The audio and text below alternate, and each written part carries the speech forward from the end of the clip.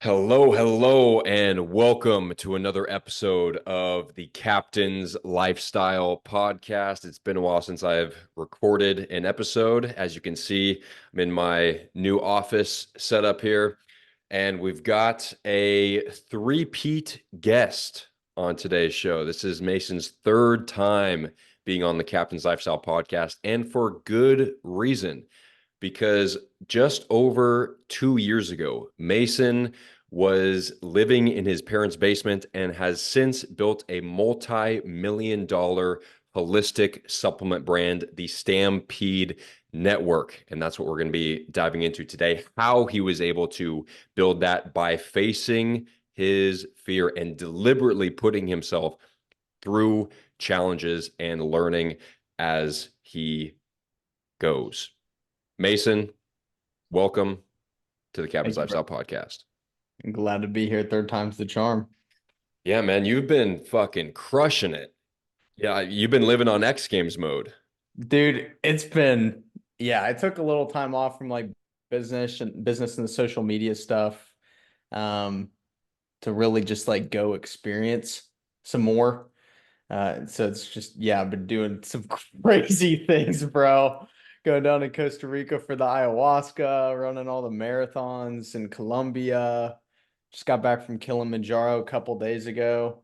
Just doing it all. It's been wild. So I want to start with your experience in Costa Rica, sitting with ayahuasca, because we had a call after you had that experience, and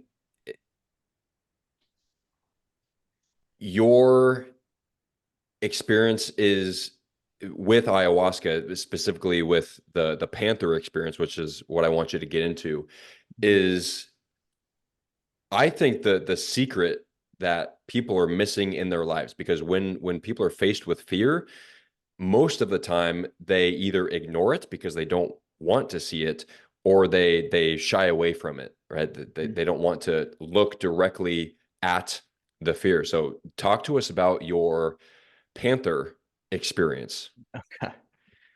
Man, where to start? Okay, so yeah, when I went down and did the ayahuasca ceremony, we did two of them, right? And so you know Ari, right? Hmm. Ari. Yeah, so it was Ari Malloy's retreat, good friend of mine, another great dude in the holistic wellness space, but he was hosting his retreat.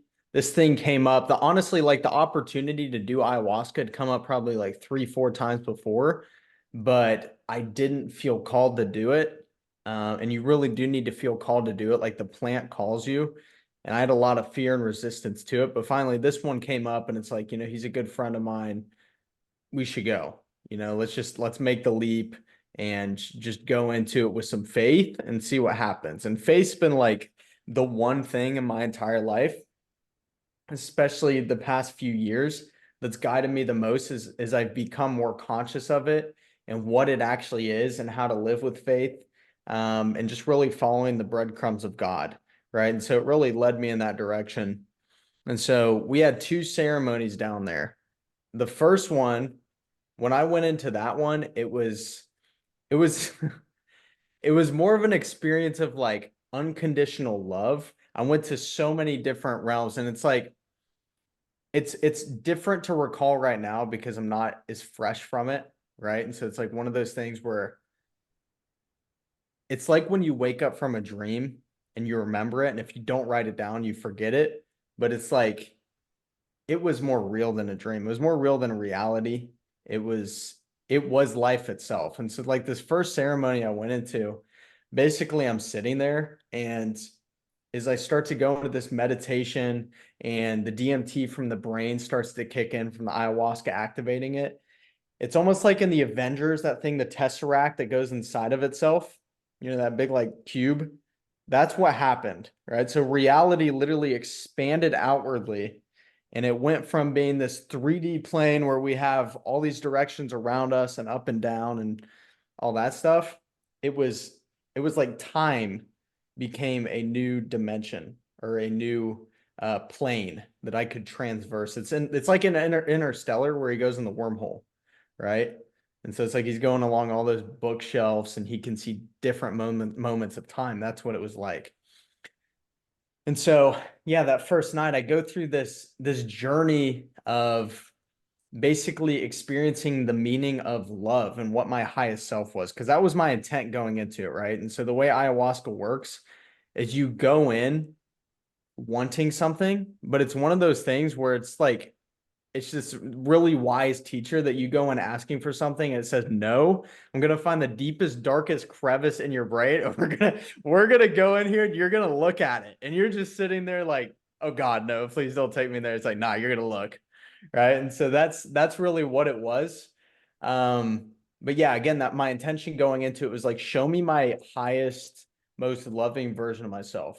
And so it's like, okay, you asked for it, we're gonna give it to you all, like give you everything, right? And so I go into this, I'm traveling through different dimensions.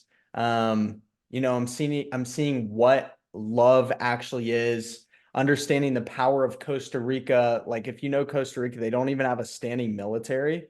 And I was kind of like contemplating that during the experience. And when you're on ayahuasca, it's not really, you're not thinking as much as you are the mind, but you're also above the mind. It's really hard to put into words because we can't comprehend it. Um, but like even Costa Rica itself, they don't have a military there. And it's like, why? Well, if you look at it, it's almost like the heart of the world, right? And so there's this metaphysical concept in Hermeticism. This is called the law of correspondence, which is as above, so below. Most people have heard that phrase before. And so it's saying we are the universe and the universe is us, basically, right? And so um, the world, the earth is just like a bigger version of us. It has a heart, it has a mouth, has a brain, right? And so it's like our chakra system also corresponds to different places in the earth, and Costa Rica is the heart, right? And you look at the Amazon jungle down there, it's just full of life. There's so much life down there. It's so full of love energy. You can feel it. And I realized, like, even that country itself, they don't have a military because it literally repels all hate and lower vibrational, things like lower frequencies. It keeps it away just by being the heart, being this center of life and embodying what it means to have love. I learned the lesson of, when we consume something, that's why I make holistic products, natural products, is you can tell the difference between a fruit that's GMO versus one that was just pulling off of a tree. You can feel the love in it. You taste it, right? That taste, you're like, oh my God, this tastes so good. It's the same fruit. It's love. It's this energy that we can tangibly feel, and we can also create it. It's like when a grandma makes cookies versus some you buy in the store, you taste the love in it because it's actual intent put into it. And so, like, anyway, I go through this first night, and it was this whole journey of experiencing love, right? Um, and there's this visual that I had at one point. We're talking about the Jaguar now. Is during that first night, I was standing there in this vision, right? And so I had a bow and arrow, and I'm aiming it between these two trees in the jungle. And between these two trees, yeah, there you go. There's a I visual made for you guys. yeah, I made this visual on whatever AI. And so between these trees, this jaguar comes walking out of nowhere, right? And I'm aiming this bow at it. And in this experience, you can speak, but it's not really words coming out. It's more of like a telepathy type of thing. And so I look at this jaguar and I go, can I hunt? Can I hunt you? Right. And so this thing looks at me dead in the eyes and just slowly nods. And it goes, right. And so at that moment, I release this arrow and I shoot this jaguar, and it dies and its energy becomes one with me. And so I wrote that down in my notebook. Like I went through this whole ceremony. I'll cut like the first night short in the story. But I wrote that down. I didn't think a ton about it. I didn't know what it meant. Second night of ayahuasca, which was 2 days later, because we have a day of integration, I go into this and I'm thinking, I'm like, it's gonna be a cakewalk. I came out of that last one, I was cracking up. I'm like, oh, I discovered everything. I know the meaning of life. I get love, blah, blah, blah, like all these good feelings, right? And so, after I take the cup of ayahuasca, there's that like 45-minute kick-in period. And so during this time, like 25, 30 minutes in, I was starting to feel a little anxious. I was starting to feel weird.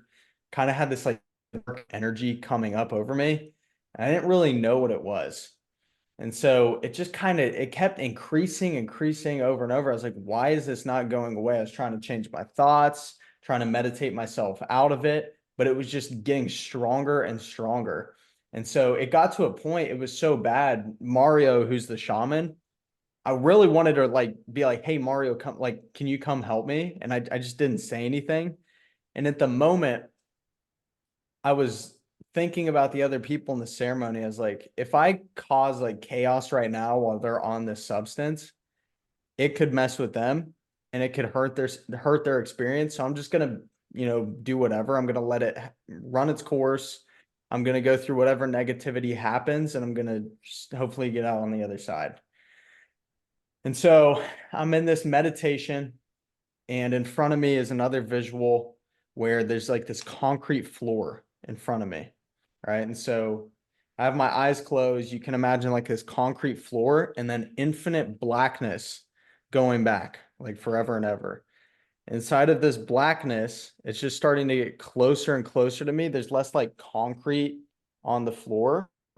It's starting to cover that and it's just becoming more black. And every time it gets closer and closer, I'm starting to get a lot more scared. And I'm starting to feel this feeling of fear, anxiety, just to an absolutely infinite degree. Right. So it's like when you jump off of a bridge into a lake or something, like a river or whatever, you have that moment where it's like all that energy stops and you hit, and all of a sudden it's done. Right.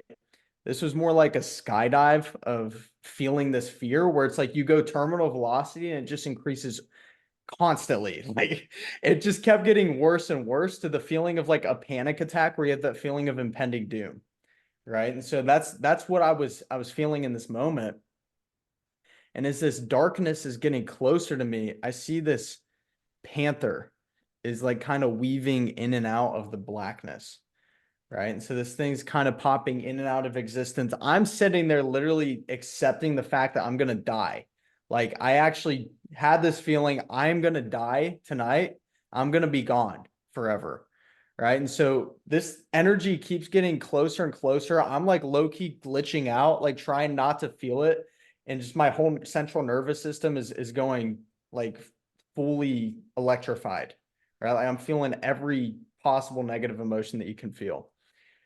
And so finally, this panther thing comes out of nowhere in this blackness. It opens its mouth, and I get encapsulated by this dark energy of just pure infinite fear. It was literally like death.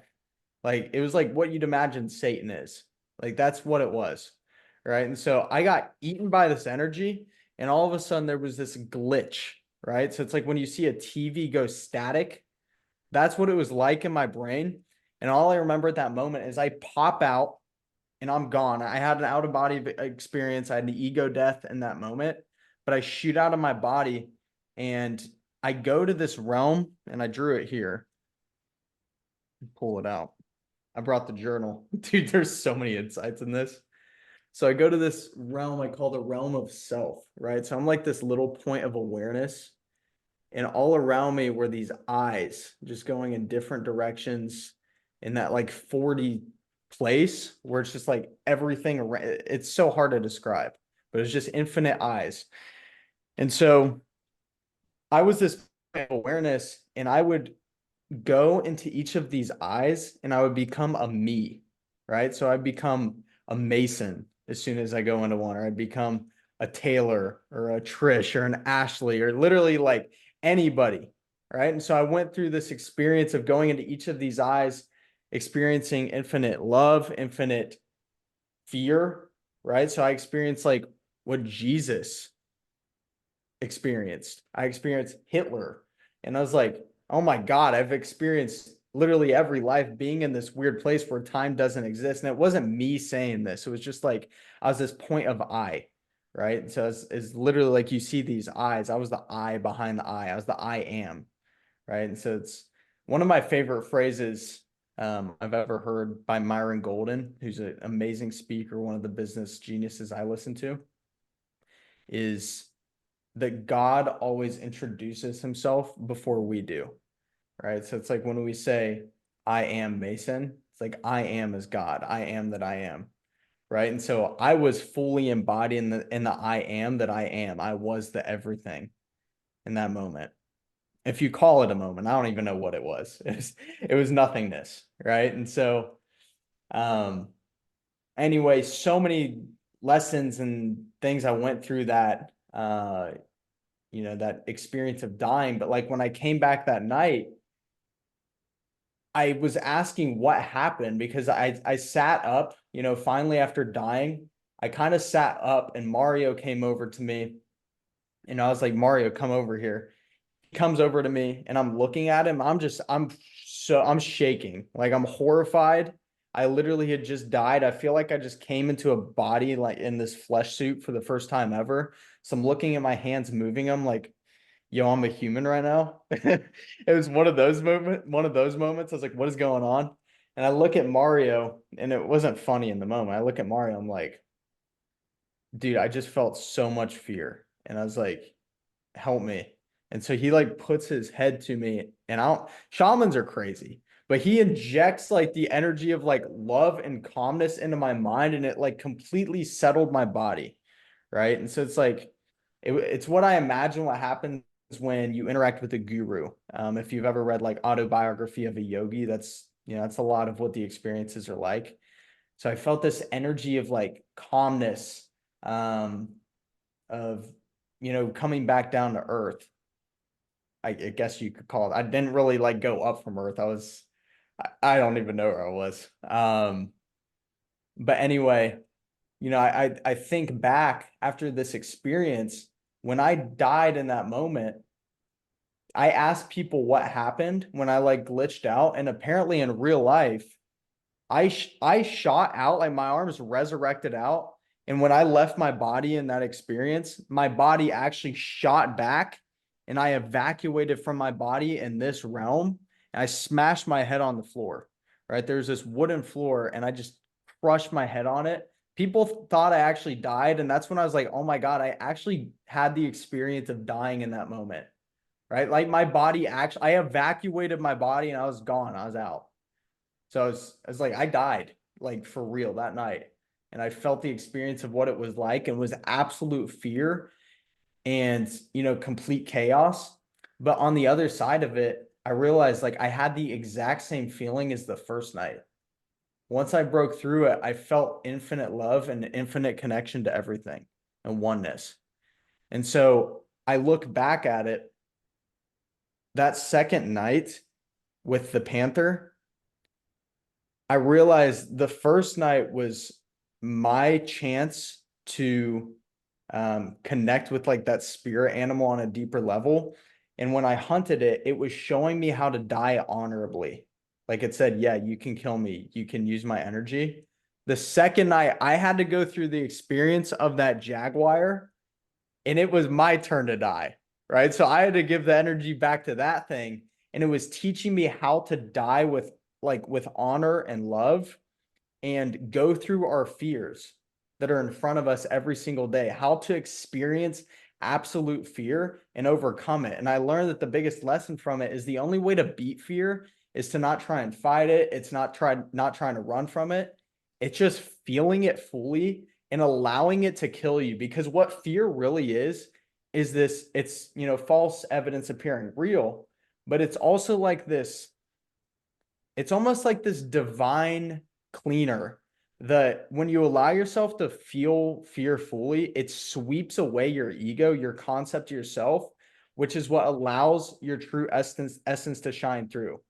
And so it's like my ego knew that this illusion in front of me was about to kill it. And so that's what creates that experience of fear, right? Your ego knows when it's going to die because the ego knows it doesn't exist in the first place.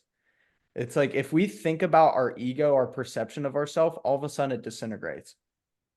It doesn't even exist. It's something that we made up. It made itself up, and it's like a shadow, right? And so it's like as soon as you inject this light into it, this energy of love, it goes away, just like a shadow. As soon as the sun hits it, it's gone, right? And so what I really learned from that is fear is something that we have to feel fully to beat it. We have to learn to love its nature and accept it for what it is. Because on the other side of it is the truth. It's who we're meant to be, and it's absolute love in its totality. And it really helped me understand too. I came back, I didn't grow up, religious or anything. I mean, I was in a half Jewish, half Lutheran home. So I experienced both Judaism, Christianity, but I was never like a religious person. After that experience, I had a deeper understanding of Christianity and even what, the message of Jesus Christ is and what it was like and what it means to die on the cross, to put ourselves on the cross. And it's like no matter what religion you are or your spirituality, there is something we can all learn from the Bible and the story of Jesus is how to die on the cross and embody unconditional, fearless love. Right. And so it's like in that moment, I realized, wow, when Jesus died on the cross, it was fully accepting the nature of death and infinite fear in front of us, right? Because the ultimate fear is death itself. Underlying every single fear we have, the fear of judgment, the fear of failure, the fear of rejection, whatever it is, it's the death of the ego, right? So death isn't even real. It's only a thing the ego experiences. That's the craziest thing to put into words and to think about. And we can't fully conceptualize it because it's a soul knowing thing where the only thing that dies is the ego and the spirit is this eternal thing that lives on forever, right? So death is not real in the first place. Death only exists in the mind. It only exists to the ego. And anyway, yeah, going through that experience, it showed me how to embody love, how to die, how to beat fear by embodying those truths, and learning to love the nature of fear itself. Because like the only way to beat it is through. That's it. So you have to feel it fully, let it kill you, and that's what takes you to the next level.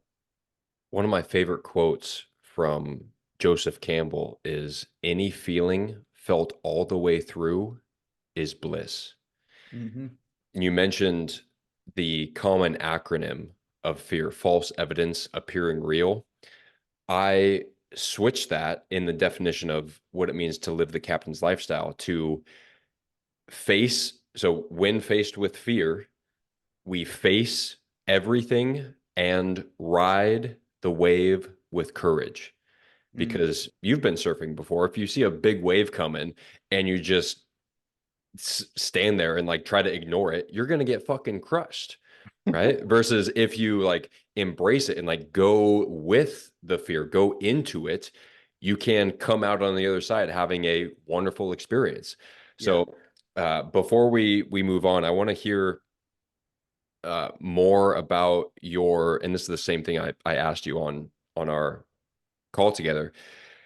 What was your thought process as the panther, aka just pure fear, was approaching you? You mentioned that there was Mm-hmm. that initial like wanting to avoid it to meditate your way out of it. What Mm-hmm. was your thought process, and what ultimately led you to the decision to just accept it and to surrender to it? Yeah, so like I said, the one thing I mentioned in the story too is when I was feeling that, I also started thinking about other people around me, right? And so when it comes to fear, that's one of the biggest things that can push us where we need to go is having other people that, can rely on us or, connections around us, purpose, people we do things for.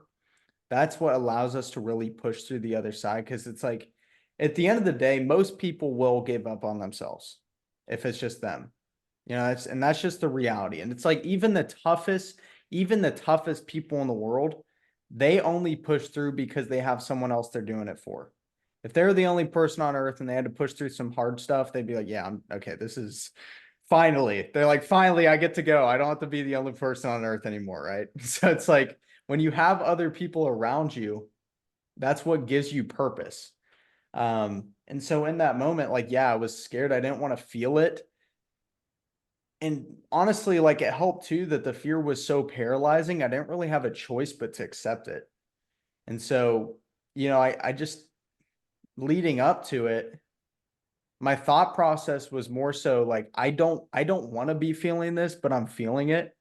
And then it got to the point where the feeling just consumed me, and I wasn't thinking about anything else other than the fact that I am gonna die. And I accepted it in that moment. I think there's like this turning point, right, with fear, where it's like we can avoid it to a certain point, but it's almost like a black hole where once you get past a certain point, you're going in and you're going to go past it. And it's like it really is a teacher that drags you to where you need to go if you allow it to, and if you allow yourself to feel it fully consciously, right? And so that's really what the moment was for me is I felt it so strongly and got to the point where it consumed me, where I was like, I have no other choice but to die right now. Like, I have no other choice but to go through this because there's no other way out. Like, there was literally nothing else I could do. And I couldn't even speak, right? Like, I was literally paralyzed in fear. That was the experience. Not to mention, I have freaking DMT going through my brain. So it's like, I'm sitting there just like frozen. But yeah, it was like the biggest needle mover of the decision of why I didn't sit there and like freak out about it was there's other people around me. I don't want to ruin their experience for them. I'm here to go through it for me. So it's like, maybe this is teaching me something. Maybe there's something inside of this that I need to learn specifically and something I need to feel. And looking back into it, um, I mean, God, my intent was show me love in its highest form. So I guess you got to experience the opposite of something to know something fully. We don't Polarity. know day without night. We don't know light without dark. Exactly. You can't have love without fear. Yeah, exactly. So how has your life changed after that? That was what, just about a month ago? Yeah, that was like this. I came back December 7th. Okay. Definitely changed how I consume things. It changed my intentionality. I definitely have more of an ease in my energy. You probably noticed too, like since we've met, like I feel more grounded, right? And so it's like even in podcasts and stuff, just way more in my own presence and this deeper knowing of my being and who I am, right? And so it's like for a month I was very conscious of like this God perception when I was coming back, really tapped into soul. And it's like over time, you can't help coming back into the modern world and getting a little disconnected from that space. Like you feel the energy of the EMFs, you feel the energy of the food and, people around you who are not fully conscious, right? It's like that can weigh you down and it will over time. Like there's no one who's perfect who's able to stay in that state forever unless they're in that specific environment and location for long durations of time and able to constantly tap into it. But Or if definitely they've like I can't, reached enlightenment. yeah. And it's like we don't even reach we're already enlightened. It's more about getting rid of layers to allow ourselves to see it. Because it's like enlightenment, if you break down the Latin roots of it, it means enlit from within, Mm. right? So it's like we're lit from within. There's nothing to find because it's inside of us. It's just like digging up dirt. Yeah, Um, so going through fear and like really coming face to face with the things that you don't want to look at and coming out on the other side of those things is like taking a blanket off of the inner light that is within us. Would yes, you say that's dude. accurate? Yes, 100%. And it's like I love fear now because it's like once you go through it, it becomes your compass. It's literally the indicator that we have to tell us where we need to go. There's so many, I was like this too. It's like you sit there and you meditate and think all day, what's my purpose? What do I need to do? Where do I need to go? And it's like we try and think our way there. And it's the only thing you have to think about is like, what is the thing that scares me the most? What is the thing that scares me the most? What am I most resistant to? What am I procrastinating on? Why? Asking yourself those questions. And when you really get down to it, the things we avoid the most are what we need to do the most. And what we resist persists, right? And it's like if you're sitting there daydreaming, thinking about a certain thing, maybe you want to sing, maybe you want to act, maybe you want to create a business, whatever it is. If you're sitting there thinking about something over and over and over and over, and I'm sure some of you here do that too, because it's like Taylor's someone who's embodying these things and you see that in him. So there's something in you that wants to feel more free as well, right? So it's like that thing that you're sitting there thinking about all the time, when it's time to do it, how you should do it. That's what you are designed and meant to do. It's literally the compass telling you what you need to do. The only reason it keeps showing up is because it is, right? And so it's like, it's less about how do you do it, if you're ready to do it, and just doing it right now. Realize you've already done it. Your soul has done it. That's why you desire it. Like desire is a mental construct that is trying to desire is a mental construct that is trying to convince you that you don't already have what you're seeking. Boom, bro. Put that Mm. in a reel. Oh my God, that is gonna be fire. All right. But it's a massive illusion. Okay. Like desire is telling us what we already have inside of us. And so that's like we're seeking it outside of us, as above, so below. We're trying to find something within. Stephen Pressfield says in The War of Art, fear shows us what we need to do. Another one of my favorite quotes. And I have certainly found this to be the case personally. Uh, Mason's story has certainly proved that to be the case for him. And for those of you who are going through the Captain's Lifestyle program right now, you have experienced this as well. Like the program is challenging. It is designed to put you face to face with fear, with challenge, and that shows us exactly as Stephen Pressfield says, what we need to do. Whatever it is that you are most scared of, that is the thing that you need to go do. Same thing, like Mason mentioned, procrastination. Whatever Mhm. it is that you're procrastinating, that becomes your priority. Like that's the thing. And I mentioned this today on the program call is be mindful of if you find yourself inventing things to do to avoid the important. Like Mm, whatever that thing is that you're procrastinating, you will invent things to do in the meantime to make you feel like you're productive, when in reality, you're just procrastinating the thing that's most important. mm. Yeah. Dude, I was gonna say something like right. We had the same consciousness sync up right there, bro. We did it again. But like I was gonna say, like how to really know if it's something you need to do is you feel that like soul pull to do it, but your mind starts making up reasons and justifying why you can't do it. It's like as soon as you start saying why you can't do it, you should probably do it, Take out right? the probably.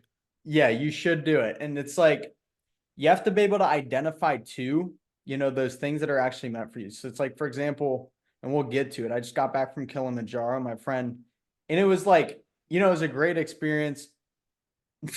I know that I'm man enough now or whatever after climbing that crap. But it's like, he invited me to climb this mountain, Copaxi in Ecuador. And I'm just like, I don't have a desire, after that one. So it's like, I know I could do it. And that's the difference is like, I know I can do it.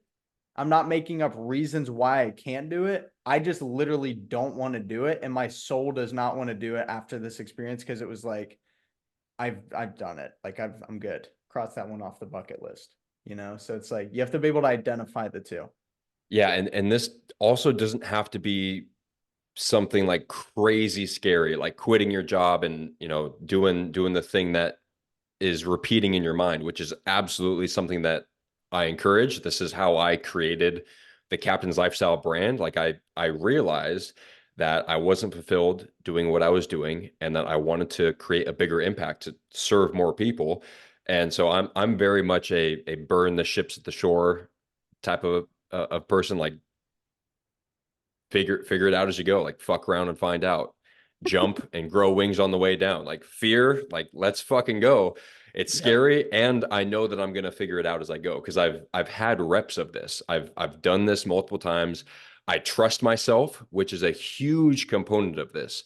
I trust myself. I know who I am. So therefore, when faced with fear, I know that yes, this is going to be scary, and I know that on the other side of this is growth, is Mhm. learning, is personal development, which has allowed you to build your personal brand, which we're going to get into. But uh, uh, what I was going to say is it doesn't have to be this monumental, like super scary thing. Even something like taking a cold shower. Right. People have resistance to getting into the cold shower. They're scared of feeling that cold, right? And that shows you what you need to do. Like for example, yesterday, finished working at about 9 p.m. and the last thing that I wanted to do is wake up at 4 a.m. and get into the ice bath. And I was like, okay, well, I know what I'm doing tomorrow morning. I'm setting my alarm for 4 a.m. and I'm going getting into the ice bath. Like that's in comparison to what we're talking about, like that's a very small thing, but it just goes to show you that fear shows us what we need to do. Or Mhm. discomfort, like facing discomfort, that should be something to be embraced, not shy away from. This is another. Especially when it's societal. So it's like if you catch Mm. yourself with any like societal beliefs saying like, oh, I can't do it because like people don't do this, or someone says I shouldn't do this, or blah blah blah. Like anything that has to do with other people, do it immediately. Well, let's talk about what happened in 2020 and the years following. Just Oh people God. just Yeah. doing whatever it is that the government told them to lock down, close your Yeah. business, stay inside. We are going to be God. We are going to tell you what you can and cannot do.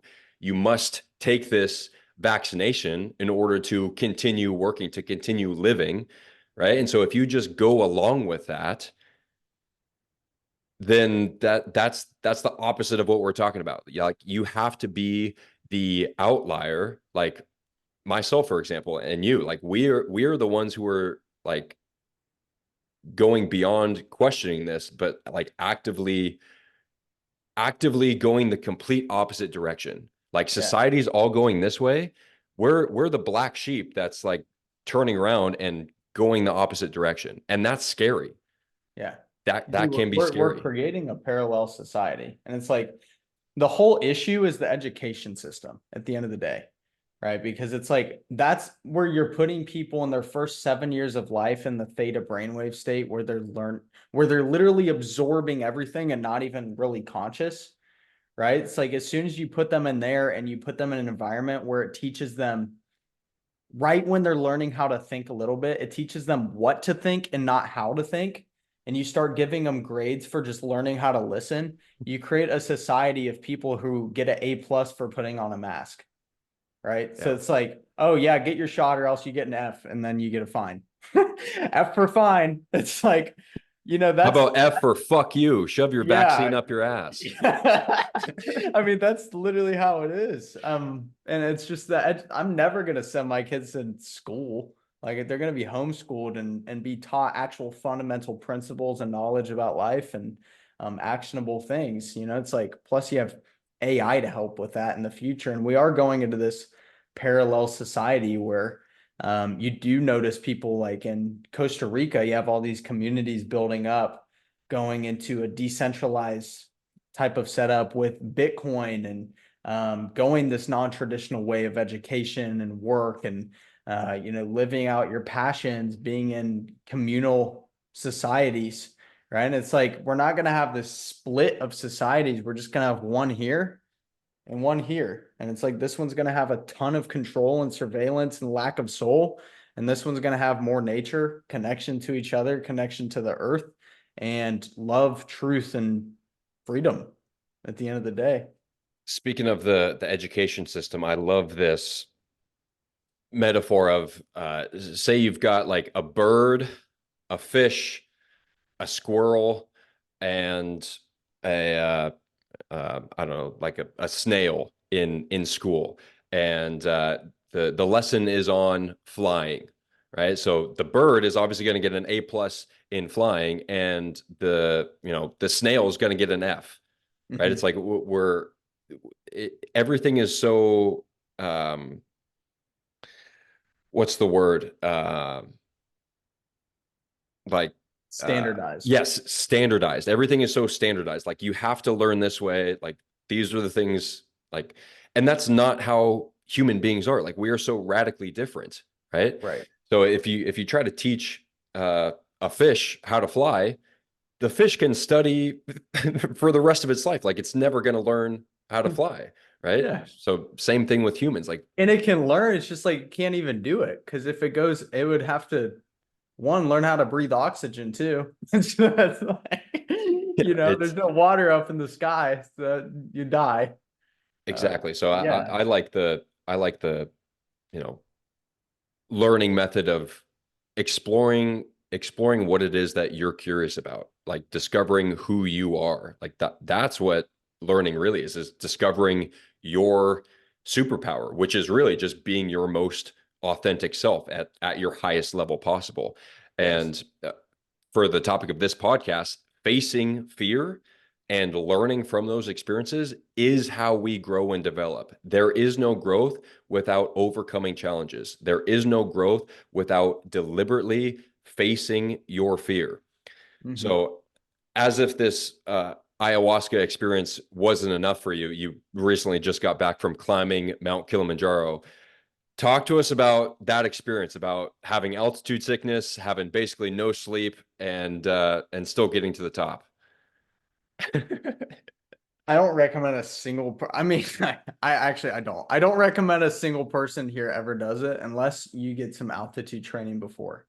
Um, it was like, ayahuasca was going on that mountain within, and this one was like doing the complete opposite. Let's go on the highest freestanding mountain on earth. And so it's like it was kind of one of those things too, where fear and faith led me there at the same time. Because it's like fear, the opposite of fear is not love. The opposite of fear is faith and Mm, truth. And they're all synonymous, right? So yeah. it's like truth and love, they are one and the same. Um, but anyway, so my friend Jan, who's ex spec ops for the Swiss military, he invited me out like a month and a half ago he's like, hey, a month and a half ago. He's like, hey, we're climbing Kilimanjaro. You want to come? So I'm like, of course. Obviously, I'm gonna do that. So Yes. yeah, it's like last minute thing. I have a month to prepare. Let's And so go. yeah, I did some like stair climber for a month, just doing what I could. Um, but yeah, dude, like the trek was about to base camp. It took days to get to base camp. Day two, I got altitude poisoning. I was throwing up everywhere. Worst headaches I've ever felt in my life. Literally thought I was gonna have an aneurysm. Um, dude, oh my God. Yeah, just laying there praying for death again. I'm like, I'm gonna die. But it's like, just keep moving forward. Um, and there's a quote where I read it the other day. It's basically like, there's not a peak we can't reach as long as we just keep climbing. That's it. And so it's like that was really like the mindset I had for me. But yeah, like going up to Summit Day, the experience was crazy. So we had like a 6 hour trek the day going to Summit Day. And the way Summit works is you have to climb really late at night. And so we got up at like 10 p.m. and you have to climb late because at that time it's cold enough so that the gravel going up to the top freezes, right? So it creates a path and you're not slipping around. And so, we get up at like 10 p.m. and it's like a 6 hour climb to the top. Right. So that day, though, we had a 6 hour trek basically across the desert to get there. Had no water. Stomach was so messed up, throwing up every fluid in my body. It was probably the worst. It was the worst I've ever felt in my life. Mm, Right. And so we go 6 hours trekking. We get to this base camp called Kibo Huts at probably like 2, 3 p.m. So we get there, no one really slept. Like maybe slept 10 minutes max. We had some food. They brief us and they're like, yeah, we're gonna have to summit at 10 p.m. And so we already had people who were like falling off of this whole thing. Everyone was feeling horrible. Everyone was sick from the altitude because we were moving pretty fast. And we start going, my summit group, because there was two summit groups. My summit group, within probably 30 minutes, it was down to 3 out of 6 people left. Right. So 3 people had to go back. One of them had cerebral edema starting, which is swelling of the brain, and one had pulmonary edema and fluid in the lungs, right, from all the altitude. So, they had to go back too, and they had helicopters coming to airlift them out of here. So yeah, we're going up to this mountain. We're going up this mountain running on no sleep. I look up, basically like the peak never gets closer. I look down, I look down, and it's just like legit a mile drop, basically. And I'm on a path legit like this big.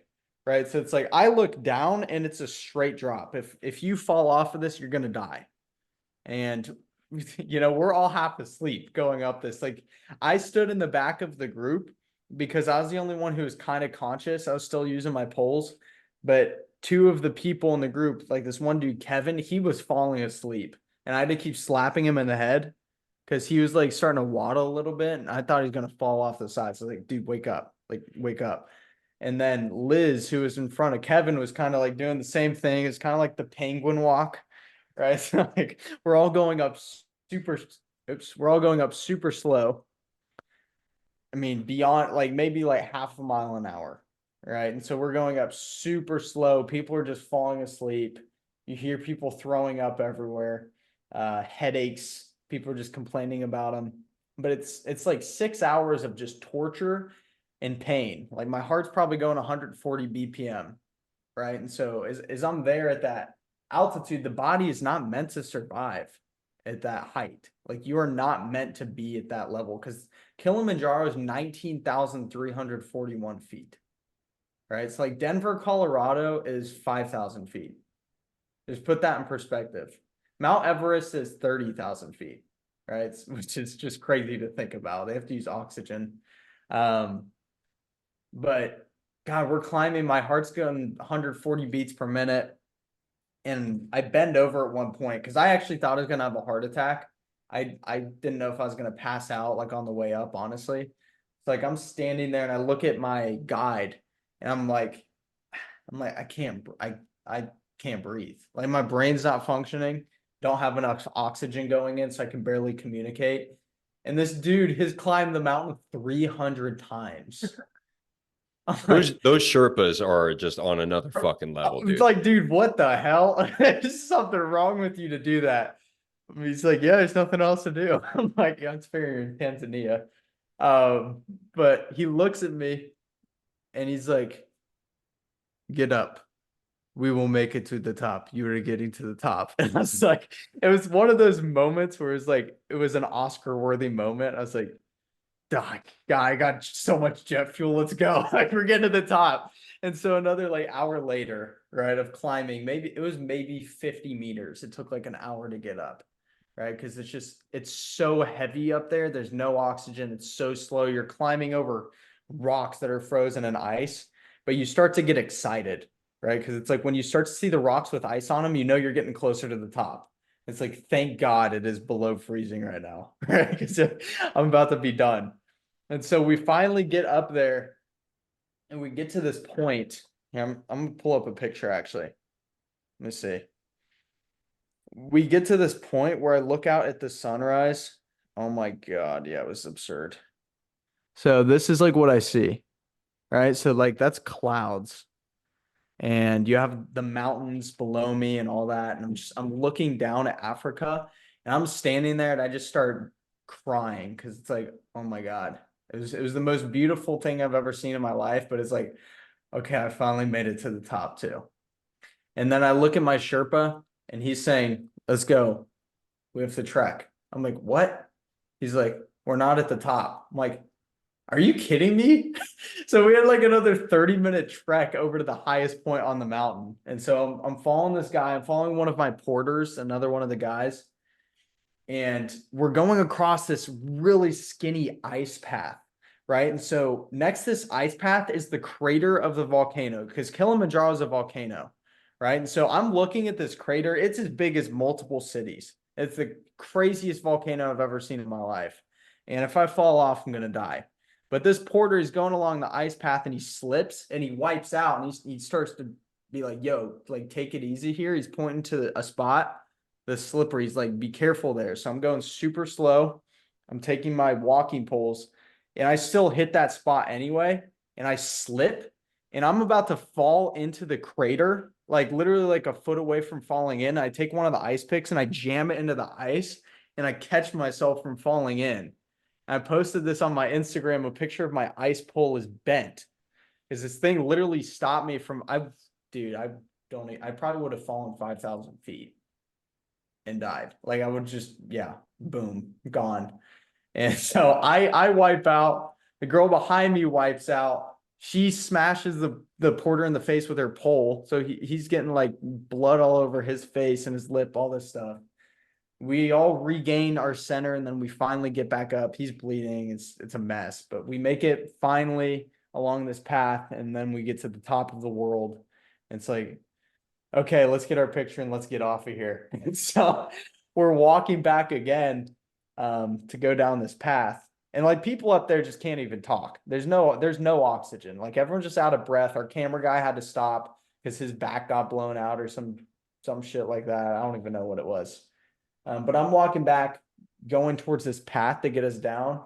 And my freaking guide, he grabs my shoulder and he points in the direction that we came. He's like, not this path. I was like, bro, what? Because there's an easier path I was looking at. But he's like, no, we're going to have to go down the way we came up. And I was like, oh my God. So it was another like 20-minute trek over to like where we came up. The trek down took about 3 hours. And the sun came up at that point, so it was warmer. I'm going down the mountain. There's like sand on the side of the mountain because the gravel got loose. So I'm like doing this like sand skiing thing coming down, following the porters. 3 hours of that. Finally get to base camp. My girlfriend's there. She gets me some water because she couldn't summit. She got so sick too. She came with me. And yeah, she had to stay at camp. I wasn't gonna let her climb. No one else was gonna let her climb. She gets me water, and then Jan, for whatever reason that day, scheduled a like 5-hour trek to the next camp. So we had like an hour to sleep. So we had literally just gone on this like 24-hour bender of trekking, right? It's just literally like, God, I don't even know how many miles we went. I don't even want to think about it, but it was one of those things where you just keep moving forward and your body's in the worst pain you've ever felt. You feel horrible, but it's like, why do we even do this in the first place? Like, why did I climb that mountain in the first place? And it's because like why not? It's the mountain, right? It's that's really what life is about, is we don't climb the mountain to get to the top. We climb the mountain because of the journey to the top. Once we get to the top, it's cool for a minute, but there's not much oxygen up there and it's overrated. Right? We want to get back down. Like the view's pretty, but oxygen's a lot better. And there's not much to do.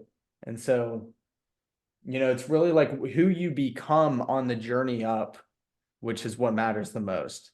And so, I've done it. I'm proud of myself for doing it. I can cross that one off the list, but I don't think I'll ever be going a mountain higher than that. I say that now, but I'm like, I don't know. We'll see. It's just kind of my personality to want to do those things. Yeah, Uh, and maybe not physical mountain, but this is how this all applies to life and to personal development and to growing your business. right. So, uh, like you get people who reach their mountain, whether that's, making it to the professional league in whatever sport you play, or like the guys who peaked in high school and they like that was their mountain and they Yeah. just never did anything else after that. They just stay in the past and they Yeah. use that previous mountain as like their claim to fame. But the people who are successful in life, in business, are the ones who continuously climb mountains, who face that fear and overcome challenge over and over and over again.